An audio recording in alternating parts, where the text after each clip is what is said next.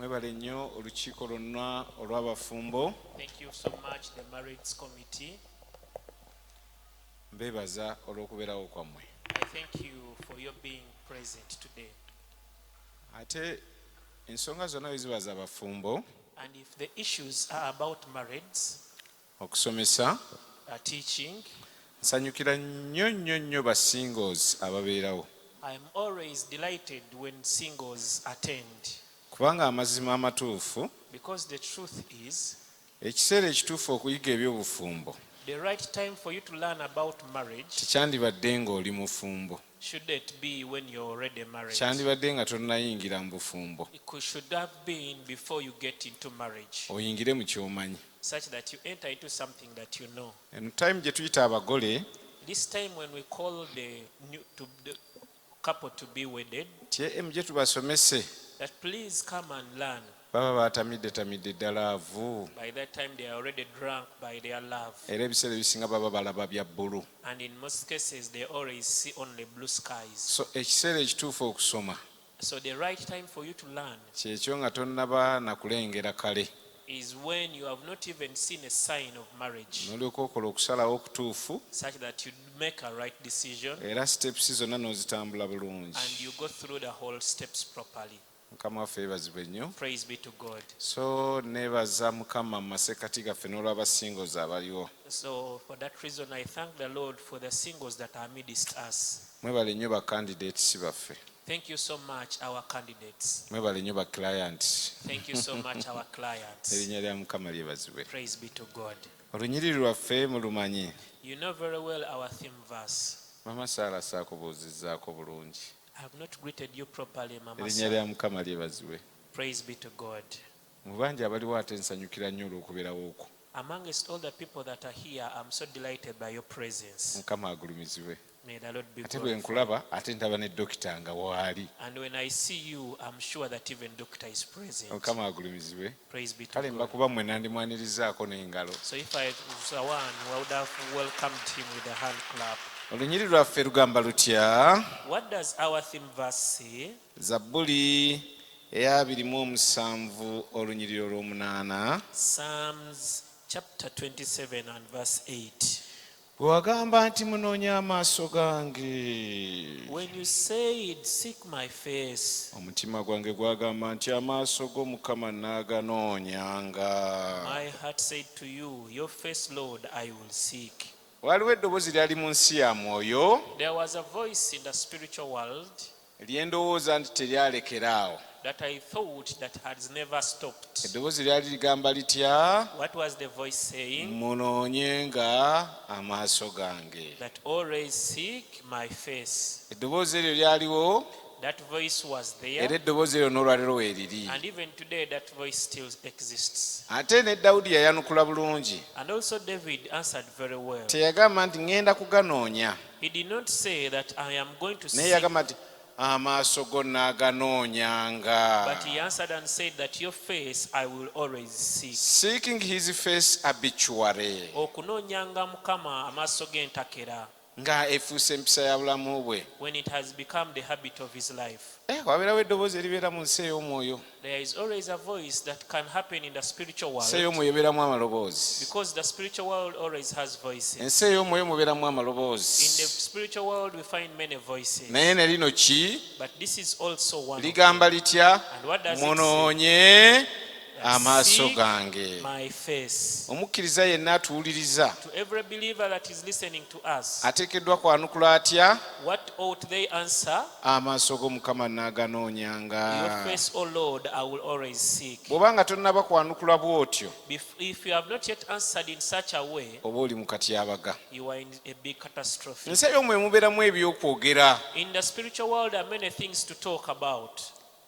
Mubeeramu emboozi. There was always a conversation. Kati nga bw'olaba Bayibuli bw'ebanga eyogera Yesu ng'akemebwa Sitaani. Just as you see when the Bible tells us how Jesus was tempted by the devil, Tokemebwanga n'olowooza never be tempted to think nti baatambula that they walked wuuyo bali Kaleerwe and they were in nga Kalere, n'abasunga bwe bagamba and even other people were looking ani at naani nti Yesu ne Sitaani that who is that one and that one. That is Jesus balazeewa and nti the devil. baaba Where ku have they kitikkiro gone? kya They yeekaalu are at the highest point of the mountain. bali ludda wa? Where are they now? yali mboozi ya mu birowoozo. That was a conversation in the thoughts. Oba oli mwana wa Katonda, If you are the son of lagira amayinja God, gano gafuuke emmere. command these stones to become food. Mboozi yakafuba mu nsi ey'omwoyo. It was a conversation in the spiritual world. Mukama agulumizibwe nnyo. Praise be to Oba God. oli mwana wa Katonda, That if you are a son of God, buukokke. jump and go down. Ensi ey'omwoyo ebeeramu amaloboozi. The spiritual world always has voices. Era bano abantu bolaba nga betta, And the people that you see murdering themselves, bawulira amaloboozi agali negative. they always hear negative voices. Wette, Kill wette, yourself, commit okufa suicide. kisinga, okufa kisinga, It's better ndaba you die. tebakwagala, They don't love lwaki you. tewetta, Why don't you commit suicide? ng'obuzibu bukuyinze. Things are so difficult for you. Kati ebiseera ebisinga abantu ne baanukula, So in most cases, people answer those voices. amaloboozi omulala yenna gaatawulira, And they answer those voices that no other person hears except them. gabeera amaloboozi ddala. They are real voices. Era okwanukula kwaffe And our answering them kuba kikolwa ekiririyo. is a real action. Kyova olaba ensonga lwaki That is why, a reason why, n'ekibi kivunaanibwa nga tekinnakolebwa wabweru. the reason as to why even sin can be condemned before it is put into action, Kubanga eddoboozi lijja kubeera mu nsi ya mwoyo. because a voice will be in the spiritual world. Akawala ako, That akawala girl, ako, that cute girl, ekiwala ekyo, that cute girl, ekiwala that ekyo. cute girl.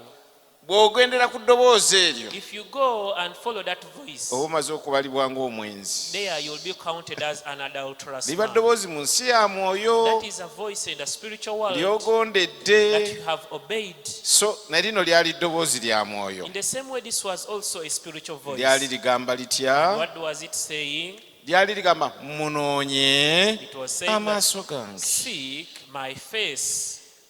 Omugezi n'ayanukula atya? And the wise person answered in such Amaaso a way, g'Omukama say that your face, O Lord, I n'aganoonyanga. will always seek.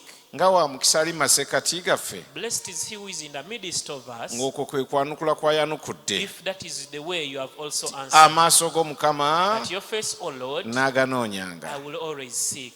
Kati bwe kituuka n'okufa abafumbo, Now, when it reaches us concerning the fe ate marriage, twandibadde twanukula na ddoboozi lya mwanguka for nnyo, us we would be even answering with a bigger and louder voice, kubanga kye tulimu because what we are in ate kyo kyetaaga nnyo okunoonya amaaso ga Mukama. requires so much that we seek the face of God. Kye tulimu The thing that we ate are kyo in kyetaaga nnyo okunoonya amaaso ga Mukama. requires so much that we seek the face of God.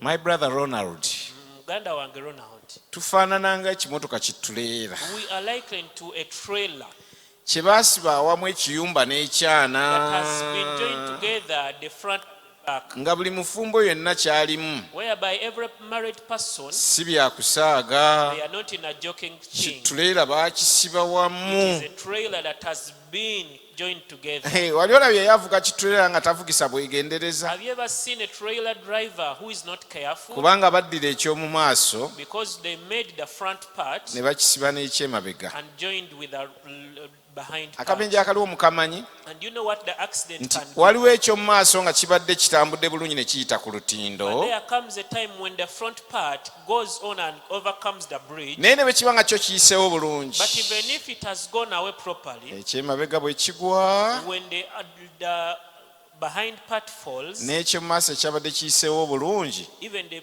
one that had passed on very weesanga nga well, nakyo kigwiramu. you will find that they are also Kye falling. kye into. kibifuula ebizibu. Now that makes it difficult. Ate ne wabeerawo olumu And there comes ng'eky'omu maaso kye kisoose, whereby it is the front part that has gone first, anti baabisibye wamu. because they have been joined Eky'omu together. maaso bwe kyebbika mu And mugga, once the front part goes into the river, n'ekiri emabega even the one behind nakyo era will kigenderako. also just follow. Kati ekyaffe Now, our institution, olw'okuba nga baatusiba wamu, because we have been joined together in marriage, tekyetaaga muzannyo gwonna. we don't need to be joking in Ffe any way. tuteekeddwa okusinga okwanukula We ought to be the ones to answer mostly, nti amaaso g'Omukama to your face, O Lord, n'aganoonyanga. I will always seek. Abantu ab'enjawulo boogedde ku kye twayingiramu Many people have talked about this institution that we entered into, n'ebigambo ebiyinza okukanga atannayingira. and many words that can scare one who is not yet married. Olumu nawulira omugenzi Miles Munro One time I heard the late Miles Monroe ng'agamba nti when I see somebody ng'agamba nti bwe ndaba omuntu walking gently in a gown, ng'atambula ng'asooba mu gawuni I see somebody ndabira ddala omuntu who is entering ayingira into the deep mu buziba and the depth n'obuziba of obw'ebizibu. problems. Nti bwe ndaba omuntu ku lunaku lw'olw'embaga When I see someone on their wedding day nga agenda asooba nnyini mu kadaali, marching in their gowns mama ndaba omuntu I only see someone ayingira mu buziba who is entering into the depth n'obuziba of the deep obw'ebizibu. of problems. Kyeyava atugamba yali ku TV And that's why he told us, because he was on the nti television. lwaki mutidde nnyo olwa statement eyo? But why are you scared so much with that statement? Tekyawandiikibwa, Wasn't it written? yajjayo olunyiri luno lwengenda okusoma. And he brought this verse that I'm going to read. Bakolinso ekisooka 1 Corinthians 7 okuva ku 28 7 from 28. nga lugamba bwe buti And this is what it says. nti naye okuwasa bw'owasa nga toyonoonye, n'omuwala bw'afumbirwa nga tayonoonye, naye abali bwe batyo banaabeeranga n'okubonaabona mu mubiri, nange mbasaasira. But even if you do marry, you have not sinned. And if a virgin marries, she has not sinned. Nevertheless, such will have trouble in the flesh, but I would spare you. Oyo ne musajja ajjudde omwoyo Pawulo. Now that is spirit-filled man Paul, Asaasira baani? who is spitting who? Baffe abaabiyingiramu. He's spitting those ones who are entered into Mukama marriage. agulumizibwe. Praise be to God. Nti naye abalinga abo That to those, to such, mbasaasira. I pity them. Kye twayingiramu kirungi. With what we entered into good, Yes, kirungi nnyo. yes, it is good, Naye mbu kijjudde okubonaabona but it is full of trouble mu mubiri, in the mbu flesh. n'abakiyingiramu And the people that enter into Pawulo it, abasaasira. Paul spares them and has mercy upon them. Naye kino kye njogera abooluganda But this is what I say, brethren, nti ebiro biyimpa wadde that the times have grown short, okutanula kaakano abalina abakazi babe nga abatalina, that from now, even those who have wives should be as though they have era none. n'abo abakaaba babeere nga abatakaaba, And those who weep as though they did not weep. n'abo abasanyuka babeere nga abatasanyuka, Those who rejoice as though they did not n'abo rejoice. abagula babeere nga abatalina, Those who buy as though they did not have n'abo possess. abakozesa eby'omu nsi babe nga abatabikozesa. And those who use this world is as if not misusing. Naye njagalamu obuteeraliikirira. But the form of this world is passing away. But I want you not to be with care. Atali without care. mufumbo He who is unmarried ye yeeraliikirira bya Mukama waffe. cares for the things that belong to the Lord. Bw'anaasanyusa Mukama waffe. How he will please the Lord. Olunya olwasatu mu osatu. And Naye that's omufumbo But he who is married yeeraliikirira bya mu nsi. cares about the things of the world. Bw'anaasanyusa mukazi we.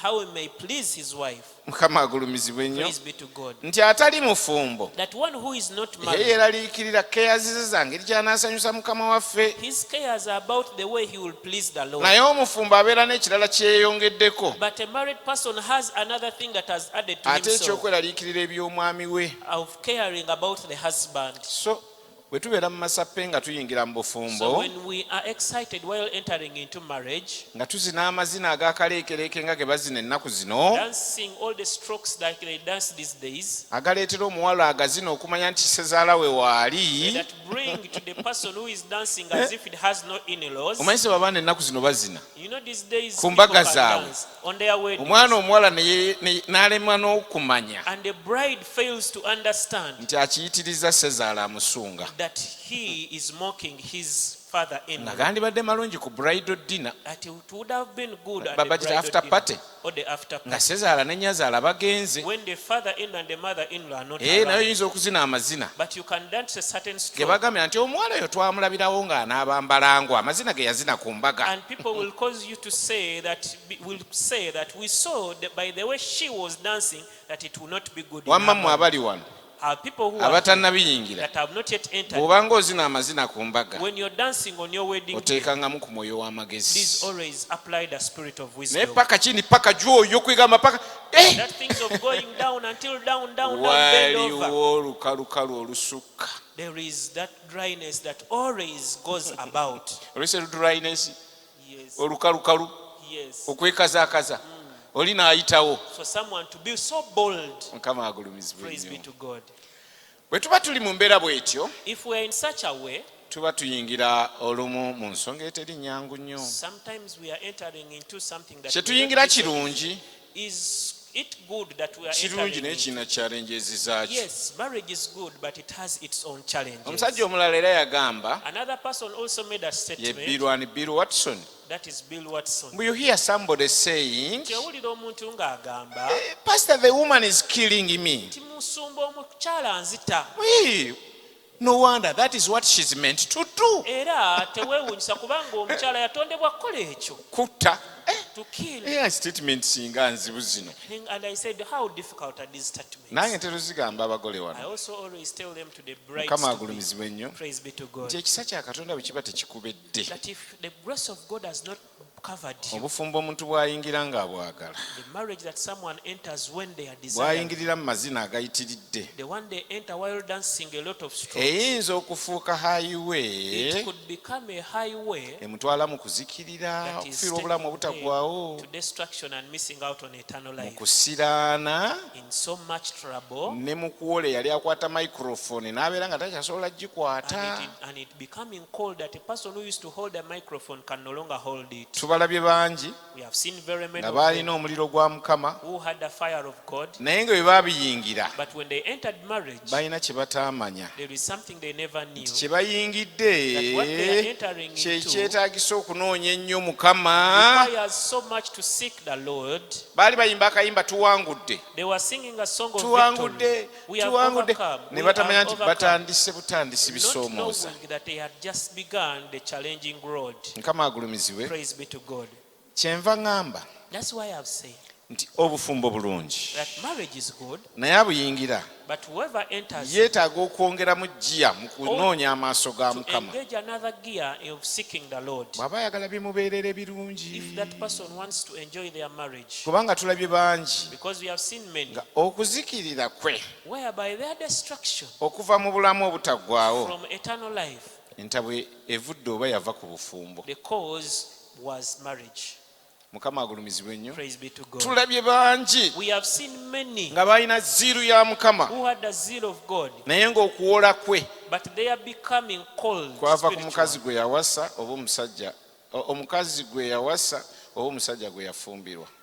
Was a result of the person they married. Okuwunga kw'abantu bangi okw'omwoyo Many people's spiritual weaknesses kuvudde awo have come from there. nti bwe yabiyingira That when they entered marriage, teyamanya nti awe weetaagisa ennyo okuwuliriza eddoboozi lya Mukama erigamba munoonye amaaso gange. little did they know that is when they ought to hear so much this voice that says, "Seek my face." Lwaki okuwuliriza ennyo Why so much to hearken to n'okunoonya amaaso ga Mukama? and to seek the face of God? Ebirumbagana abafumbo Because the things that confront the marriage ate byo bijjira mu jjiya ndala, sometimes or always come in another gear, ate ne bikusanga and they find nga emmotoka kitulera kisibeko ekyana. when your trailer has been joined together with the front and the back side. Mukama agulumizibwe ennyo. Praise be to God. Kirina okutegeerebwa nga tetunagenda wala It has to be understood before we go further nti bwe weegatta n'omusajja that when you join up with your man, mufuuka omubiri gumu. you become one flesh. Kitegeeza ebimulondoola fizikale Meaning that the things that are following him physically bisala ne biva mu ye ne bibeera nga biyunzaawo. cross over and join and come to you also. Bayibuli bw'egamba, That's what the Bible says. temumanyi nti eyegatta ne Mukama waffe Now, don't you know that one who joins with our Lord bafuuka omwoyo gumu? become one spirit? Naye neyegatta ne malaayo oba neyegatta n'omukazi nabo bafuuka omubiri gumu. But also one who joins with a harlot, or one who joins himself with a woman become one flesh. Kyangu nnyo yafumbirwa gye basera. It is very easy for someone who got married from a night dancing We wayitira family. ebbanga naye okubeera ng'asera. After a certain time, they also joined the club of the Kubanga night baafuuka dancers omubiri gumu, because they became one flesh, bibalondoola bumu. and what is following them follows them. Kati as waliwo a agamba whole. lwaki otukangakanga. And there is someone who says, "Why are you scaring Bwe us?" batuteera obupande mu kkubo, When they put for us signs on the gy'olaga roadside, waliyo ekkoona, where they are going there is a oba corner, gy'olaga ekikubo kya or kikonko, where you're going it is slippery ground. baba batukoze bubi. Is it a bad warning? Mukama agulumizibwe nnyo. Praise be to God. Kati nze ngamba bwe nti So this is what I bwe see. wabeerayo omuntu omuntu yeetaaga okunoonya Mukama, that if there be someone who needs to seek kunoonya amaaso the ga face of Mukama God, to seek the face of God, asinga okwetaaga okunoonya amaaso ga Mukama the person who needs it more ye muntu omufumbo. is a married person. Singa obeerawo ne weefuumula ng'onoonya Mukama, A single person, you're always there, always seeking God on high gears. n'ovaayo n'ojja ku kituuti kyo nga tewali And akukyankalanyiza. afterwards you come on the pulpit when no one has caused any trouble with Naye you. omufumbo ojja kunoonya Mukama But as a married person, you will go and seek the Lord. nga mujja ku kyaki, But as you are coming to church, g'ojjira mu bwangu, for you are coming in a hurry, munno akola olulembe, but your friend will delay you. awo wabeerewo engeri y'omulabe gy'abiyingiramu. In that way, the devil will find a chance to enter. Mukama agulumizibwe ennyo. Praise be to God. Kakati wabeerawo omuntu yeetaaga okunoonya amaaso ga Mukama, So if there be anyone who needs to seek the face of God, asinga ye person mufumbo. who needs it more is a married Maama person. balina ebibalwanyisa. They have very many things that challenge them. Akantu akatabadde ensonga ne kazimbulukuka ne kafuuka ensonga. A small thing can always become a bigger issue. Mukama agulumizibwe ennyo. Praise be to God. Kyangu nnyo munno nga kwolwo atabadde mu mwoyo. It is very easy that your partner was not the one in the spirit Nga that gye day. weefuumuulira mu mwoyo yakusise n'akuwanulayo. Whereby for you, once you are going deeper and deeper in the spirit, they are the ones who are bringing you. Awo waleetera Pawulo okugamba And that is why Paul said kyowaye kyemuyingiramu kirimu okubonaabona kungi, that what you are entering into has a lot of trouble. era in the flesh. abakiyingira mbasaasira. And I really pity those that are entering Kati into olw'okuba it. kirungi, But because it is good, katukole ekintu kimu, let us do one thing. tukiyingire with great awareness That we enter it nga tufunye that okumanyisibwa, it necessitates diligence kyetaagisa obunyiikivu as in seeking the face of the Lord. kasita kikwata ku kunoonya amaaso ga Mukama. Naye bw'ofumbirwa n'olirakisinga, But when you marry and you relax, maama ziba zikusanze. woe unto you, Okuwola, that you may okusiraana, grow, that you may okuzikirira become ddala, troublesome, that you may even byangu completely be okuwamba. destroyed. They are easily at your way. omukyala omu yazze nannyumiza sitoole gy'ayitamu, One woman came and told me a story that she's going through, nga bwe yafumbirwa that when she got married, alina ebintu ebimulumba there are things that keep attacking her ku kitanda kye at her bed, ne mwami we, together with her husband. bijja ng'ebisolosolo. They come like in form of Naye mugamba animals. gwe oli waffe, And they always say that you oli belong to us, you belong to waffe, us. ne bimukozesa. And they use her. Ebimukozesa olumu afuna pain, Sometimes when they use her, she gets pain. ebimukozesa ayitambulamu obuzibu, Sometimes she goes through a difficult time n'afuna okwekyawo okulaga ewala and she hates herself more. nga bimukozesa. And they keep using her. Omukyala omulala yaŋŋamba Another woman told me ayina ekimulumba there is something that attacks her. nga kasajja kakadde nnyo ng'omusajja yandibaddewo emyaka 205, A very old man, like 200 nga years old, kamugamba oli saying that you wange, belong to me. kamulumba mu birooto, And that guy comes in the dreams kaintesifayinga nnyo, kamugamba wafumbirwa lwaki. and he asks her, why did you get married?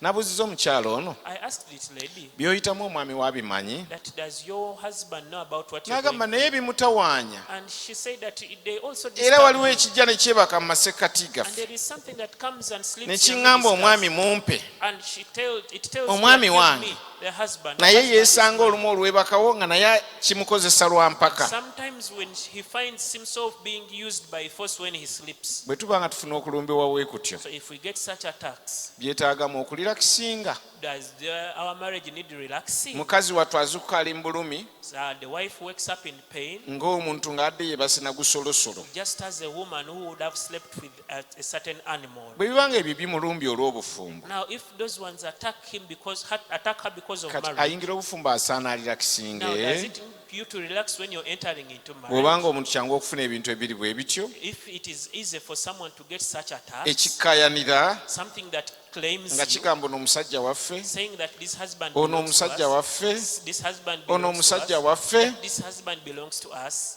Mukama agulumizibwe. Era omwami bw'ayagala atunuleko wa mukyala we, And when the man wants to face the side of pepepe his wife, tebakabaayo. there is nothing that happens. Mukama agulumizibwe nnyo. Praise be to God. Kakati ebintu ebyo biba nga bibeerawo, So if such things happen, kitegeeza nti omuntu yenna bw'ayingira obufumbo it means that if anyone enters into marriage, ate yeetaaga anoonye Mukama they need to seek the Lord more, n'okusingako bw'abadde akola. even more than they have been doing when they are single. Baayingira bulungi nga babyagala. They entered very well their marriage when they Ne sexual desired life it. ogiraba ekubiddwa lwa bintu biri mu nsi ya mwoyo. But the sexual life has been stricken down because of the spiritual Kati things. okunoonya amaaso ga Mukama Now, seeking the face of God kwe kusobola okussa omuliro gwa Mukama is the one that can descend God's fire, agantu ago ne gaba nga tegayina we gateeka kigere. such that such things do not have any stepping ground.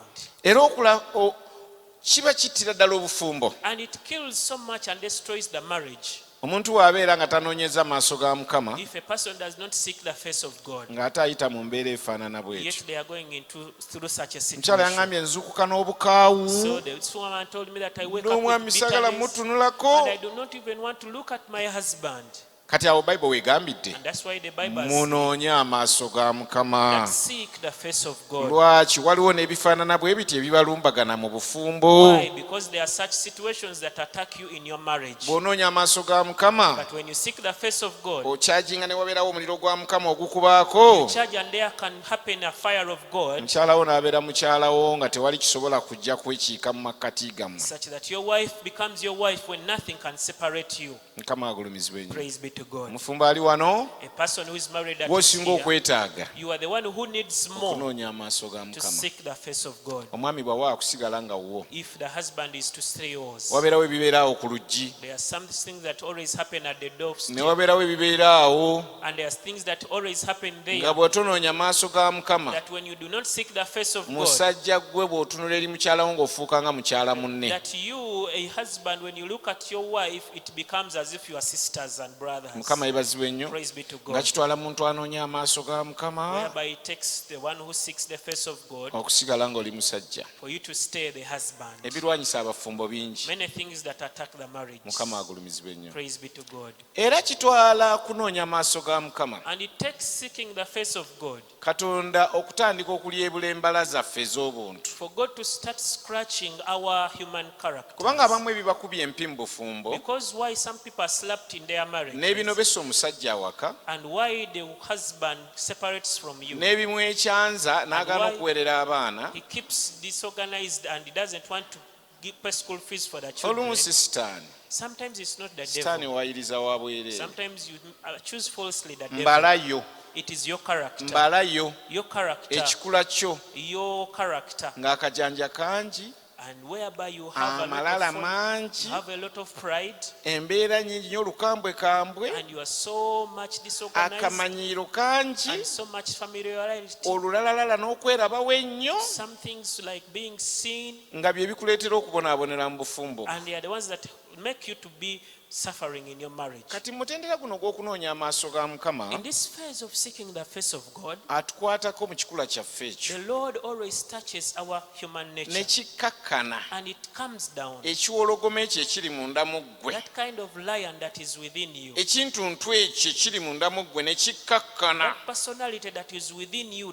and it comes down. n'olyoka ofuuka omuntu abeereka And naye. then you become someone who can be easily Mukama yebazibwe nnyo. habitable. Praise be to God. Tulina embala mwe tuli We have a certain character that we are in, ng'ekikula kye tulimu. whereby our nature and Abooluganda personality, nga bw'otonoonya amaaso ga Mukama tekisobola bufumbo. that personality cannot manage marriage unless you seek the face of God. Olusunguyira lw'olina That kind of being angry all the nga mu time, buli ngeri ojja kumalako omwami emirembe. whereby all the time your husband has no peace. Mukama agulumizibwe nnyo. Praise be to God. Olusunguyira omusajja lw'alina, That kind of anger that the husband has, olulalalala lwe that kind of pride that is nga within him, terusobola kumusobozesa kutambulira mu maka. cannot help him to move properly in his marriage. Naye bwe tumalirira okunoonya amaaso ga Mukama, But when we determine to seek the face of God, ekimu Katonda ky'akola, one of the things that God does, tutandika okubulawo, we start to disappear ye n'abeera nga y'alabisibwa. and he starts to be manifested. Kristo n'afugira mu bulamu bwaffe. And Christ starts to rule within our lives. Bannange Kristo bw'afugira mu mukyala, And when Christ rules within the wife, ate Kristo nga y'afugira mu and musajja, it's the same Christ ruling through the man, Kristo ne Kristo tebakola yidinga. the Christ and Christ cannot collide. Muntegedde? Have you understood? Kristo abanga alyewudde embala enkadde If Christ has scratched and taken away the old nature n'amementula luzinda and omukadde has broken down the old resinda, n'abeera nga Kristo yalabisibwa whereby it is Christ being manifested, tufuuka abantu abalungi ababeereka nabo we become good people that can easily be habitable. naye mu mbala zaffe enkadde But in our old natures, gwe mayumba ameka ge wasengukako nga n'ekikula kyo kye kikusengusa how mumwa many houses were you chased from because of your mouth? mukama agulumizibwe nnyo Praise be to God. mukama yawe ekitiibwa Amen. mpi mmeka ze wafuna How many slaps ekyakubyanga kubeera And the tosobola kusirikako na kukakkana mbu gwe tojoogebwa As to why you are being slapped is you could not keep quiet because no one can mock you. nga wandibadde ng'owona ebizibu bingi Whereby you would have been saved from a lot of trouble. kati mu kunoonya amaaso ga mukama But in seeking the face of God, adiiringa n'obuzaalirwanwa bwaffe He deals with our carnal nature. abooluganda tulina obuzaalirwanwa bwa njawulo Friends, we have different personalities. ebiwologome biri munda mu ffe bibwama The lions that are within us always come out and mu roar. courtship kibwamira ddala ne kitavaayo In courtship, it is come and it does not come out. ekiwologoma mu courtship kibwama That lion in courtship always keeps calm kisirika ne kitalabikako and is silent and cannot be manifested. naye ne muyingira mu malegi ne kifubutukayo But when you come into marriage, it comes out. noga ono ye musajja gwe nafumbirwa And you say, you wonder whether that is the husband that ono ye you got musajja married. yandaga okwagala bwe kutyo Is this the husband that showed me such care and love? nina mukwano gwange omu I have a friend of mine yagamba mukyala we who told his wife nakutamirwa mu honeymoon that it is in honeymoon where I got fed up of you. nakutamirwa mu honeymoon I got fed up of you in the honeymoon.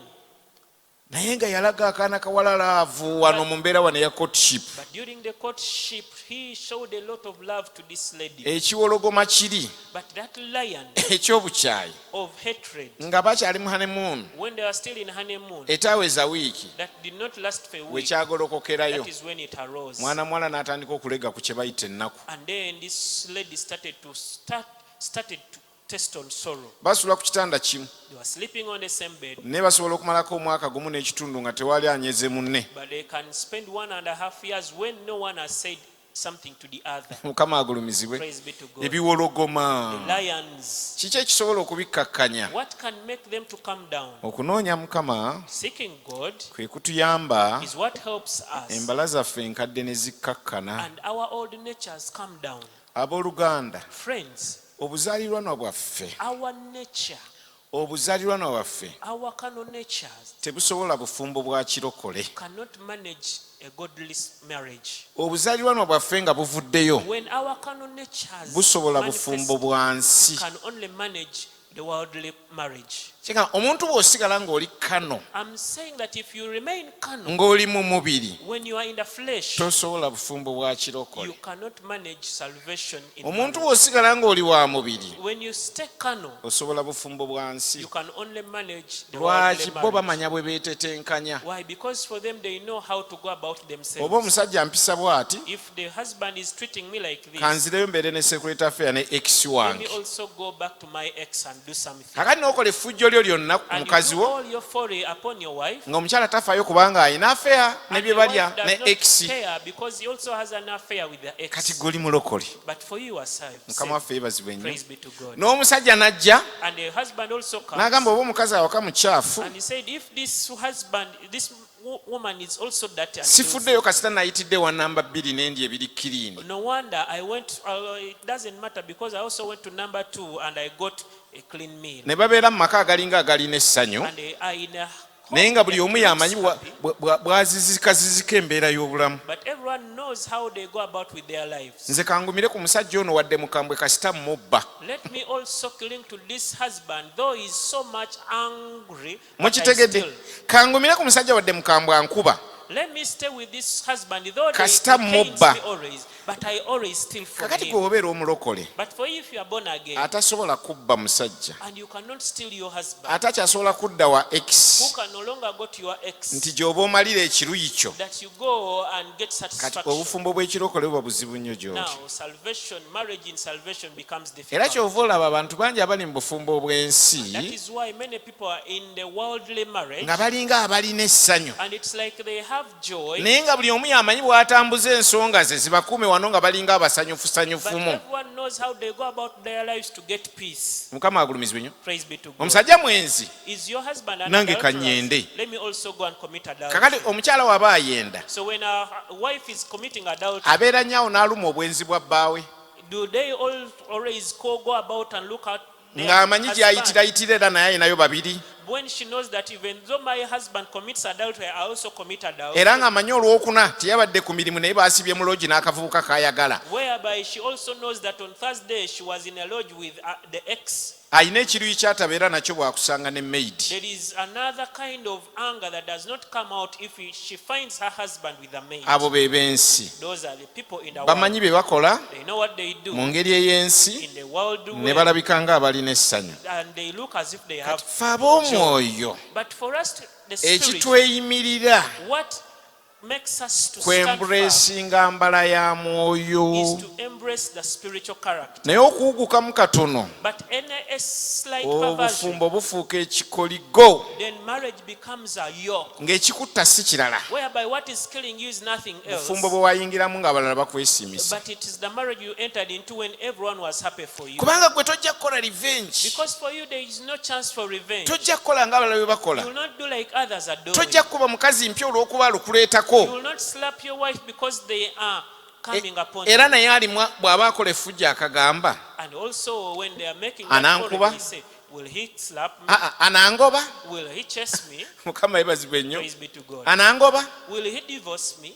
anangattako omulala Will he add on another wife? kati ye n'akola omwejo gwe gwonna She also does all her folly. kati ng'oweese omukyala But whereby a worldly lady, entiisa ey'okkubwa empi the being scared of being slapped, entiisa ey'okulekebwawo being scared of being left, entiisa eya byonna okutulugunya okuyinza okubeerawo ng'eyinza omukuumira mu mpisa entuufu the fear of all the torture that can happen to her can make her to stay in her line. kati ffe bwe tugamba nti tuwasizza But for us, when we say that we have marriage, kyekiva kitwetaagisa ennyo that is why it necessitates us so much okunoonya ennyo amaaso ga to mukama seek so much the face of God, tubeere mu mbala that we may be in the character ng'ekiburiidinga munda mu ffe whereby what bleeds within us kifuuka ekiri accommodatable becomes something that can be accommodatable. omuntu bwe yeetunda ennyo mu kunoonya mukama When someone sells themselves so much in seeking God n'onoonya amaaso ga mukama and you seek the face of God, bannange ekimu ku biwamatukayo one of the things that comes out of you, love unspeakable okwagala okutayogerekeka.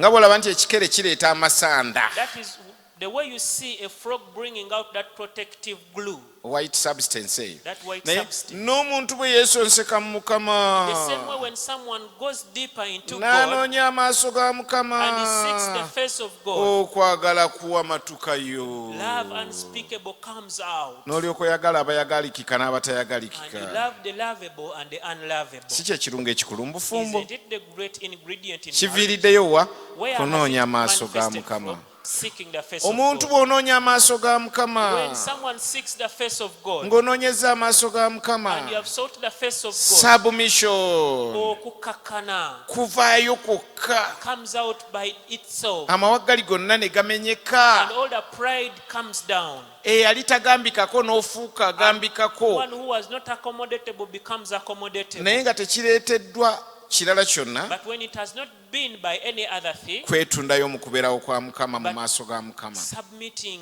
before the presence of God. omuntu bw'anoonya amaaso ga mukama When someone seeks the face of God, tolerance okugumiikiriza okugumiikirizigana, mukama agulumizibwe praise ennyo be to God, kyekimu ku bibalukayo munda mu ye is one of the things that comes out of him. why do we collide Lwaki tukubagana? kubanga tubeera wala n'amaaso ga mukama It's because we are always far from the face of God. embala yaffe enkadde Our old nature, luzinda omukadde n'avaayo the old Luzinda ne manifests, robina omukadde n'avaayo the old Robina manifests, naye ng'ate bali gazetted and yet they are gazetted mu the principles of God mu nnono za Katonda. kakatebereza embwa enkambwe n'enkambwe Now ne zibeera mu lugo lumu A fierce dog and a fierce dog in one cage. mukama waffe yeebazibwe nnyo Be to God. ekitutaasa What always saves us, tubinyumirwe that we may enjoy our marriage, bireme kubeera kikoligo that it will not be a yoke, kwetundayo mu kunoonya maaso ga is Mukama. selling ourselves deep into seeking the face of Gy'okoma God. okwetunda mu kubeerawo kwa Mukama, The more you go deep and fully into seeking the face of n'onoonya God, amaaso ga and Mukama, you seek the face of God, abanga akkubye kalifoomu, it will be like you've been sedated. ebiruma ne bibeera nga tebikyakuluma, And the pain, anything that can cause pain does not reach you. nga biruma And they are causing naye ne pain, biba nga tebikyakuluma. but you can no longer feel the pain. Lwaki bikuluma nnyo? Why do you feel the pain? Kubanga oli mulamu nnyo Because you are so much mu alive buzaaliranwa. in your carnal nature. Gy'okoma okwetundayo The more you sell mu yourself kunoonya amaaso ga in Mukama, seeking the face of God, ebikukaabya ebikulumya bingi many things that can cause you to cry and get bijja kuba pain nga tebikuluma. will no longer be reaching you. Bayibuli egamba wabeera omulambo, The Bible says that where there is a corpse, ensega we the zikuŋŋaanira. vultures will also gather. Lwaki zijja? Why do they gather? Zibojje zikakasa oba wafa nnyo. That they may pick and see whether you are dead. Kati omuntu omutuufu okukakasa nti wafa oba oli mulamu Now the right person to show you whether you're dead or alive si neiba, is not your neighbor, naye ye mwami gwe wakeera n'ofumbira oba omukyala gwe wakeera enkya n'owasa. but that husband or that wife that you married. Weewanga okukakasiza obulokole bwo. That is where your salvation can be easily Nze checked. neiba brother ku kyaki gobeera naye eddakiika esatu kiki ekinaatuyombya? The neighbor that you always with 3 minutes at church will have no issue to Naye okubeera cause you to- n'omusajja oyo atabeerekeka naye But to be with that husband that is not habitable, n'obeera ng'ebyali bikuluma tebikyakuluma, and by the time you are with him, now there is no pain that can reach you. otandika okwekakasiza That is when you can ascertain kati nno ndokose. that now I am saved. Nina ekyantuukako There is something that happened to me wiiki ng'emu emabega. around 1 week ago. Mukama waffe yeebazibwe nnyo, Praise be to God. Mukama weebwe ekitiibwa. Praise be to God. Kyali kya byanfuna, It was concerning finances. byenfuna. Finances. Omuntu omu ng'azanyira ku property yange. And one person was playing on my property. Naye obulumi bwe nafuna But the pain that I got, obwalaga ewala, that went deep, bwe yava ku simu ne nga nti nga nkyali bubi nnyo. after the phone call, I realized that I'm still Ebintu bad. by'ensi bwe bityo bikyakutte enjala mu bulamu bwange, That if worldly things still have a glimpse in my life, akutte ku kyanga nfuukudde ekyenkanaawo. that if a person touches my property can Naga, cause me to get stirred Mukama up nga like weebala that. olw'omukisa guno And I said, Lord, thank you for this opportunity ogw'okundaga nti ndi bubi bwe nti. of showing me how bad I am. Ekikutte ekkataka obutaka Something that has just touched my life. ke mbadde neewaana nti ndi mulamu leero enkya kwega ndi mutambuze bwe kiti bwe Where I kinnumye. have been knowing that I'm a sojourner, but now it is causing a lot of Ebintu pain. by'ensi nga bikyakutta enjala The things of the world are still mu bulamu bwange, in my life. nga I'm still gripped like this. nga nkyakwatibwa nabyo bwe nti. Ekyagenderera okunkola olw'obubi So what was intended to do me bad kyamaliriza kireese obulungi kubanga neezuula nti nkyali enjala z'ebintu nyingi. wound up bringing something good in me, because I discovered that I still have a lot of glimpse. Bwe namala ne ŋŋamba And afterwards, nga I said neetaaga okunyweza belief how I ought to cling on my belief eya Mukama yanwanira entalo zange. of how the Lord fights my battle. Singa mbadde ne such a strong belief That if I had such a strong belief nti in Mukama yanwanira that entalo it is zange, the Lord that fights my battles, nandivudde mu kiwaawo olwa bino would ebintiisizza. I have been taken away by such a thing that has scared me? Lwaki nvudde nnyo mu langi? But why have I gone away so much in my life? Kubanga njogera byogere nti yanwanira entalo Because zange, I only speak on my lips that He is the one that fights naye my nga mu battles. buziba tekindiimu. But in the inside of me, it is not Ne there. nga kaŋŋende nnyo mu kufumiitiriza, And then I said, go so much into mu meditation, kwewongayo, in dedicating myself, nziremu omulaba nti yanwanira entalo zange. that I may start to see Him that is the one who fights my battles. Nwane nnyo That I will fight so mu much kumusemberera, in drawing near to Him, ntuuke okumulaba nti yanwanira entalo zange. that I may see that He's the one that fights my battles. Era navaawo nga njogera ekintu kimu. And after I left that, I Mukama was saying only one gw'okkakkanya thing. entalo okutuuka ku nkomerero Lord, it ez'ensi. is you that comes down battles until the ends of the world. Mukama gw'okkakkanya entalo Lord, it is you that comes down the okutuukira ddala ku nkomerero ez'ensi. world until the end of the world. Gw'omenyawo omutego It is you that breaks away the trap. toŋŋambangako nti nze nina okwerwanira. You have never told me that I should fight for myself. Entalo zange ggwe ozirwana. It is you that fights my battles.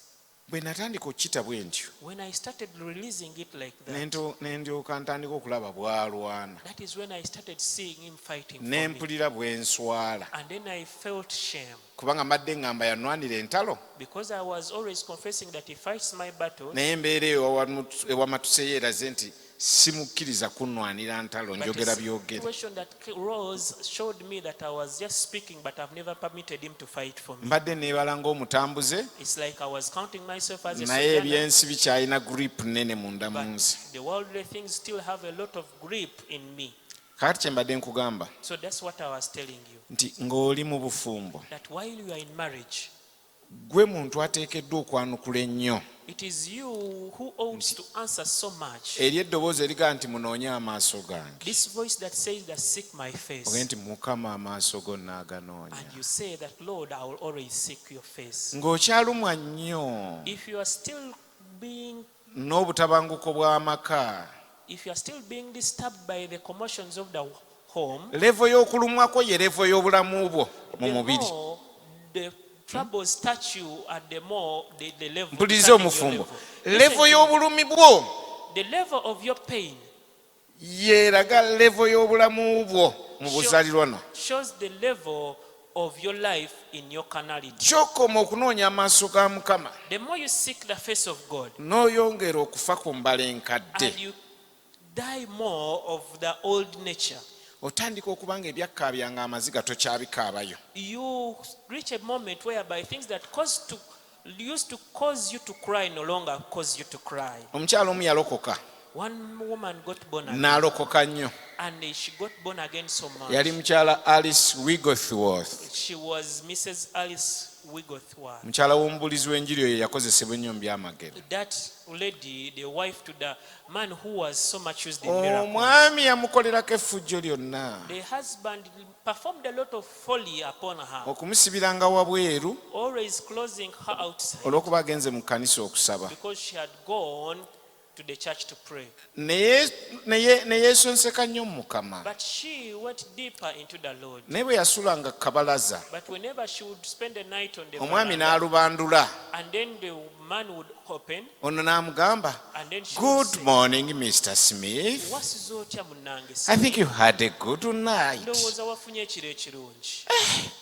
kwegamba ng'afudde ku bimujoogebwa And she was dead on the things that were mocking him, nga tebikyamuluma, and they could no longer cause pain on her. kyekyaleetera bbaawo okugamba And that's why her husband said, naye abantu bano "But kyama ki what is the secret?" n'asigaza essanyu mu kutulugunya kwe She namutulugunyiza. stayed with a lot of joy in all the folly that I've done. Mukama yebazibwe nnyo. Praise be to God. Abantu bafa People die. ku mbeera. They die of the situations. Omu mukyala we yamukuba kikajjo, One man was caned by bwe yamukuba ekikajjo ne kimenyeka. a sugar cane, Omukyala n'asuubira nti omwami agenda kunyiiga nnyo. and the wife thought that the husband was going to get Kono her. nti olabye laavu, And then he said that, "You see, love, era ekikajjo bw'okinkubye that when you have kimenyeseemu bibiri. thrown the sugar cane Ekimu upon kiki you, ekimu kyange. it has broken in two pieces. One is Laavu yours and one is byekola. mine." That is what Kema, love does. omusajja n'abeera nga tebimukutteeko nnyo. And then the man was not so much touched by the action. Ekyo kireetebwa genda ng'ofa. That also is caused by when you keep dying in the Naye carnal. omulamu yali awalalira ku mukyala n'amugamba oli manyiro lituusa wa? Olituusa wa? Naye amugamba olabye laavu. But she said that, "You see, love, Ne bw'okinkubye era kimenyeseemu even ebiri. when you have thrown it at me, Ekimu it has kiki broken ekimu into kyange. two. One is mine and one is Kwegamba yours."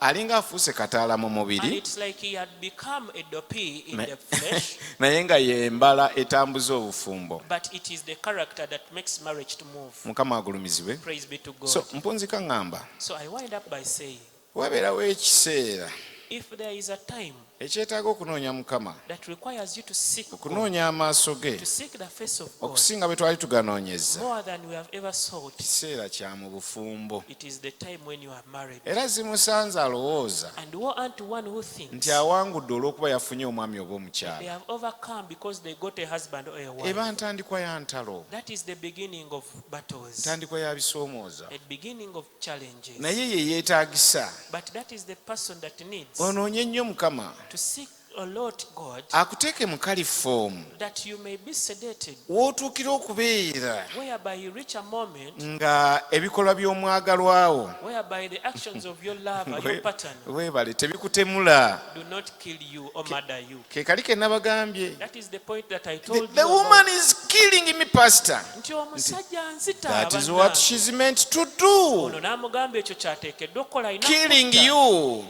Alina kutta killing the natural part in you. gatta embala eri eyo It will not obuzaaliranwa bring a neighbor, it will not bring a workmate, it will bring your spouse. tekigenda kuleeta mulirwanaawo, tekigenda kuleeta mukozi muno, naye Olikitegeerera mu ggulu kitwala muntu ogwo wawasa. nti Mukama yeebazibwe eyakuwa omuntu ow'akajabangu. It will be in heaven when you will understand that that person was of benefit to Era you. mujje mukyegenderese And always be careful and keen. abantu abalungi, The beautiful or good people, abantu abalungi the beautiful people batera okufuna abantu abazibu. always get bad people. Bwe kityo bwe kitera okuba. That is always how it is. Naye ng'ogwo guba mukisa But that is an opportunity akutte.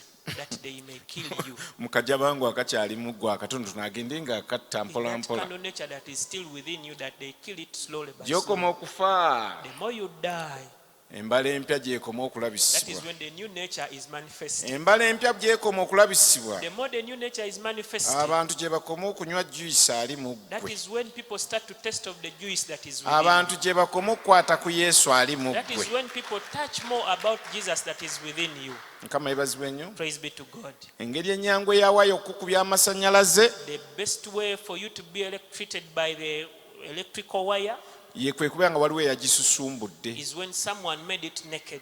Mukama agulumizibwe. Praise be to God. Engeri ennyangu eyawaayo okukubya The amasannyalaze best way, the easiest way for you to be electrocuted by kwe an kuba nga waliwo electrical wire eyagisusumbudde. is when someone left it naked.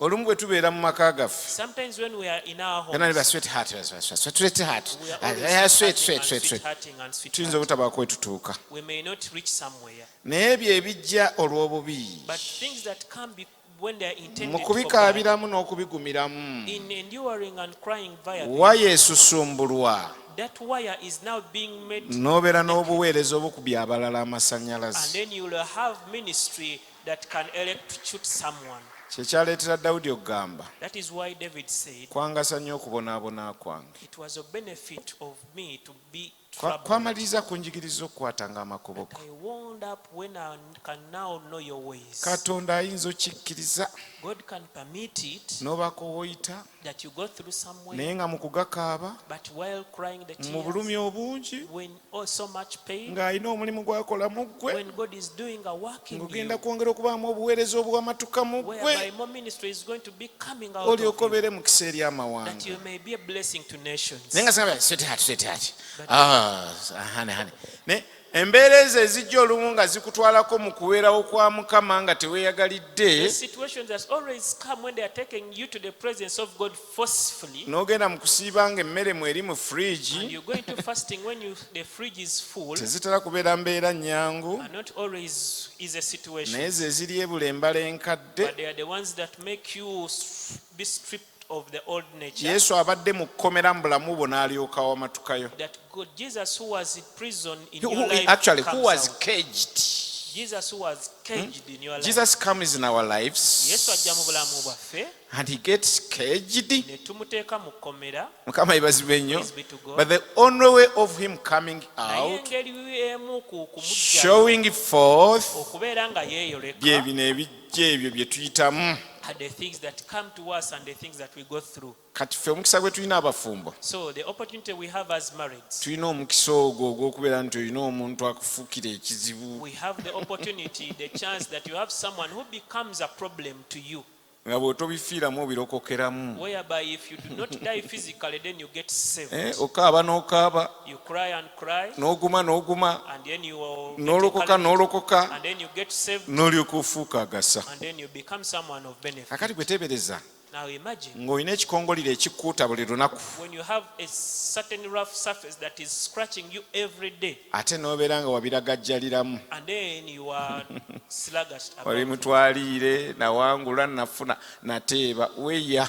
and you are Eyo there ebeera time seeking yagandi Mukama victory. kanoonya amaaso go. It is a time for you to say, let me seek God's Bwe mba face waakumalako na bulokozi. if I am to finish well in my Bwe salvation. mba waakumalako na bulokole. If I am to finish well in my Kanoonye salvation, amaaso go okusinga bwe nali nga let me noonyeza. seek the face of God more than I ever thought.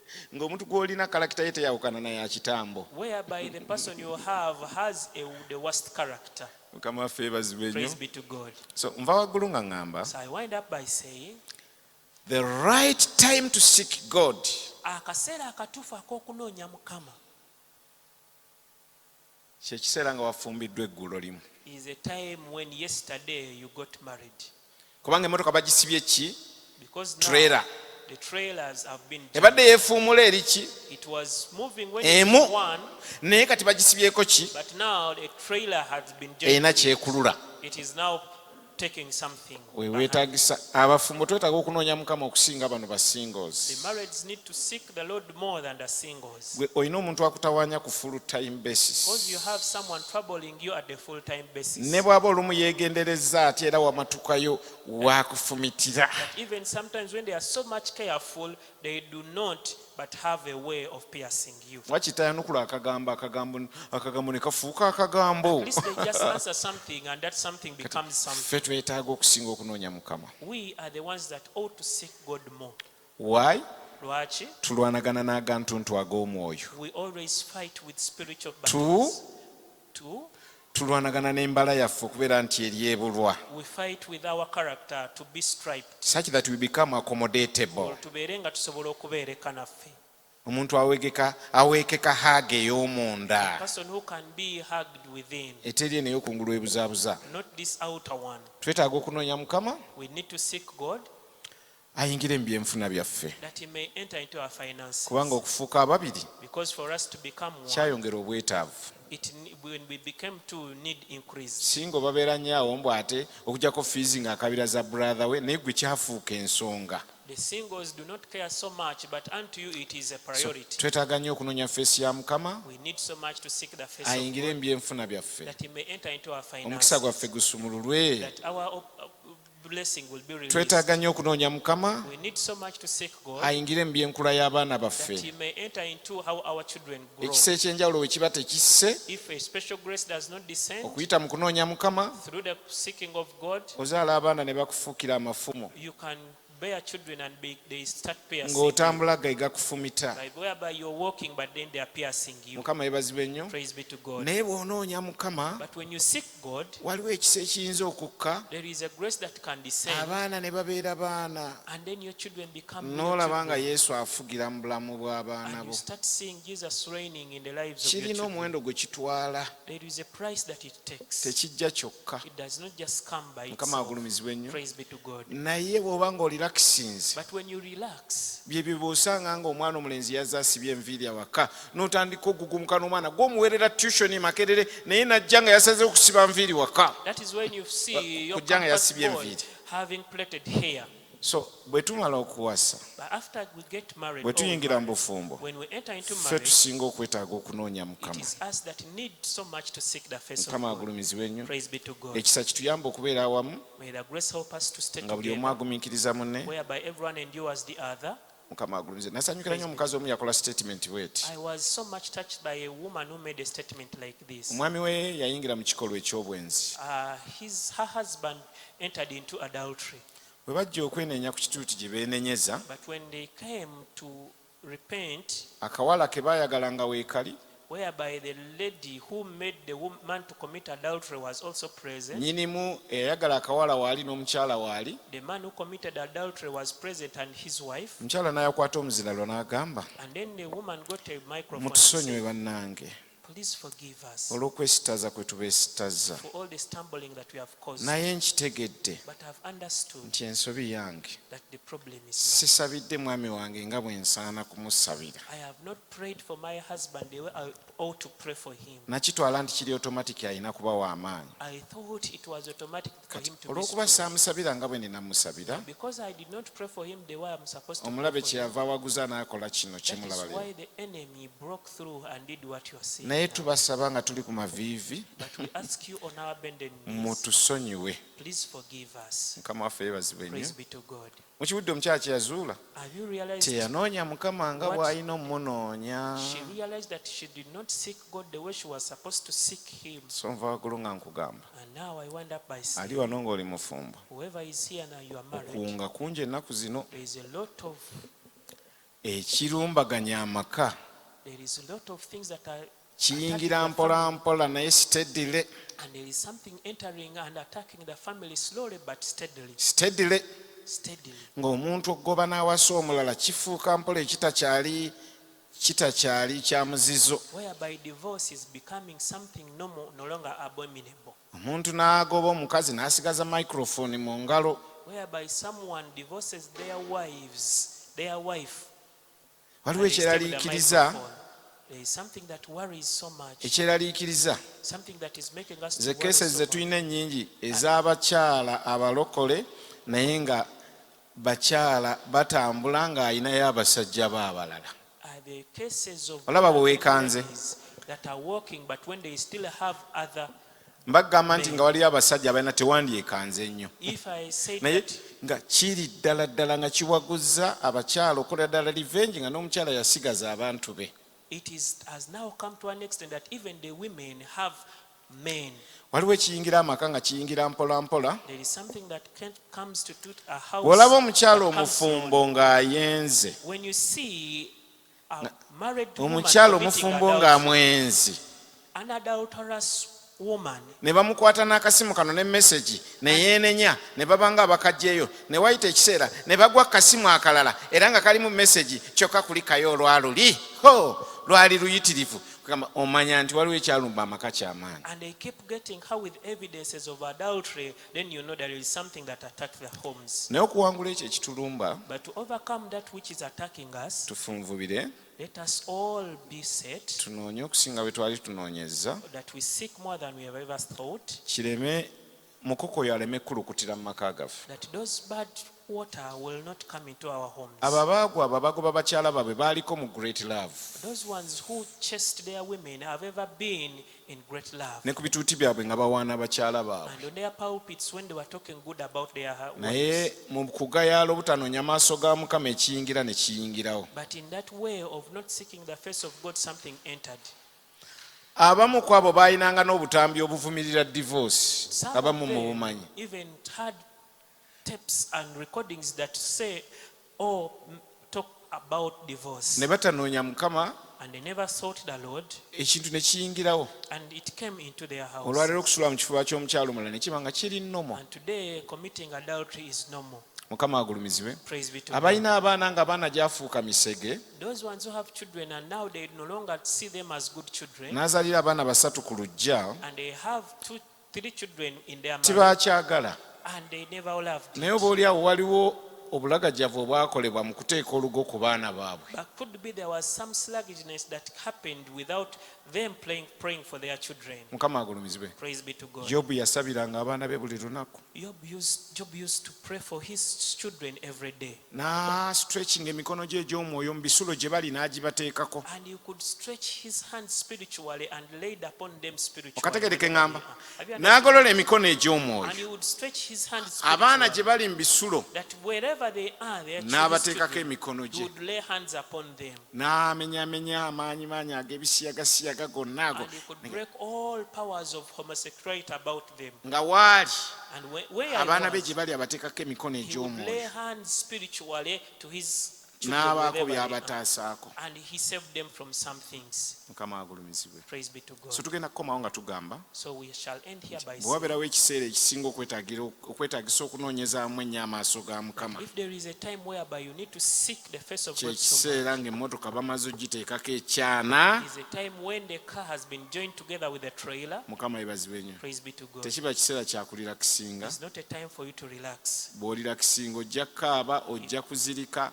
oyinza n'okugwira ddala mu bulokozi, naye kiba kiseera kya kunoonya Mukama okusinga bwe wali omunoonyeza. If you relax, you will fall, backslide, and you will cry. But it's a time for you to seek God more than you have ever Bwe thought. Him. twegayalirira ogenda okulanga waliwo omuze ogugolokose. If we are lazy, we shall see that there is a habit that has risen. Omuze ne gugolokoka gw'otolootangako nti kisobola okulumbagana obulamu A bwo. habit that you have never dreamt of attacking your life Fred arises. Patrick Nimbye. Have I- Omuze gugolokoka gw'otolootangako mu myaka 2 ameka nti gusobola okujja mu bulamu bwo. that it can come into your life. Naye mu kunoonya Mukama But in seeking the Lord, guseeteera. such a habit can go Naye away. bw'ogayaala, But when you are lazy, Mukama yeebazibwe nnyo. praise be to God.